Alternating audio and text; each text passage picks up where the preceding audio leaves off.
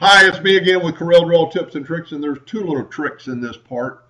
I wasn't going to make a video, and I was explaining to a young man how to do this, and I was telling him to use the guidelines as a reference to get his mark to this point. And then he goes, well, my guidelines won't snap to that point. So let's just try there, and sure enough, it doesn't really snap to that point. It's because this word is a font. So if you go to arrange and convert it to a curve, then if you get near that node with your line, it's going to snap to it.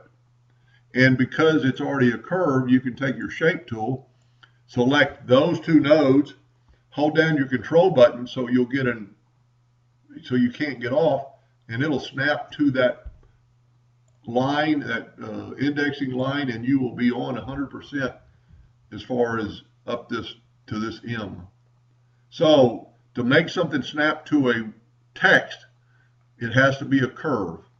And also you have to have a curve to be able to extend this T out.